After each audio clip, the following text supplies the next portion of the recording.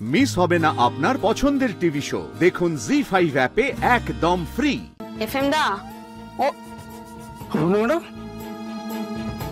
তুমি এত সকালে? আমার কিছু প্রিন্ট আউট নেওয়ার ছিল, কিন্তু তুমি এখানে কি করছো? আমি তো বাড়িই যাইনি। অফিসে ছিলে কেন? আর যে স্যার সারা অফিসে কাটিয়েছেন তো, আমি কি করে বাড়ি যাই বলো? ওনার কখন কি দরকার হয়, তাই সারা রাত জেগেই ছিলাম। কখন যে চোখটা লেগে গেছে টেরই পাইনি।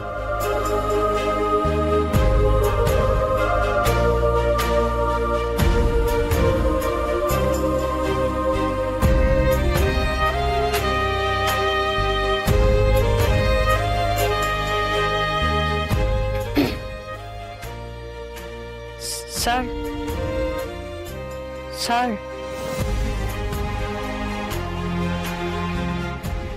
সরি স্যার, আমি না বলে ঢুকে এলাম ভিতরে। না না, এসো। তুমি আপনি এসব কেন করছেন নিজের সঙ্গে? মানে বাড়ি যাননি কেন? আপনি সারা রাত নাকি এখানেই ছিলেন, বাড়ি যাননি, কালকে দুপুর থেকে নাকি কিছু খাওয়ানোনি, কেন? আমার উপরে রাগ হয়েছে? আমার নয়, অন্য কারণ আছে। আপনার কি কারণ? আমার কোনো কারণ থাকতে পারে না। সেটাই তো জিজ্ঞাসা করছি, কি কারণ যার জন্য আপনি বাড়ি যাননি, খাওয়ানোনি কিছু? আমি কিছু করেছি?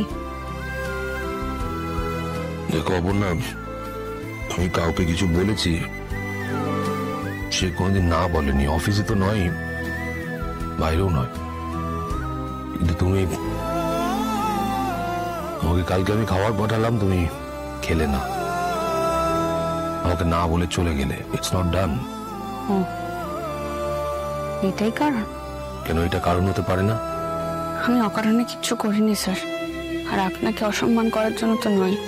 আমার মনের মধ্যে কি চলছে সেটা একমাত্র আমি জানি। আপনি বুঝতে পারছেন না, তাই আপনি আমাকে জোর করছেন।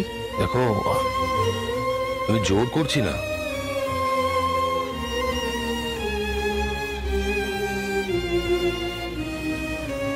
আপনি জানতে চান তো সেই মানুষটা কে?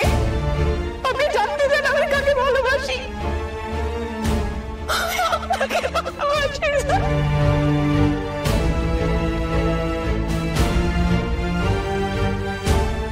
উনি পার্কে কি বলেছিলে আমি সব শুনেছিলাম।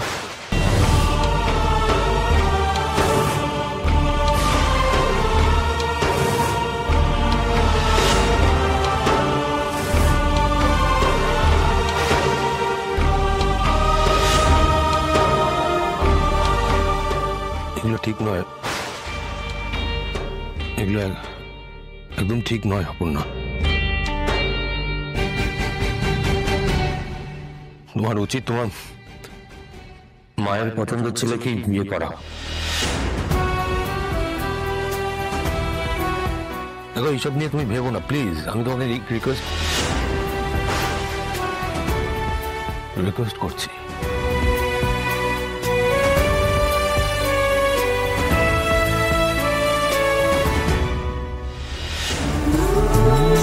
ওভাবে প্লিজ তাকিয়ে দেখো না অপর্ণা, প্লিজ।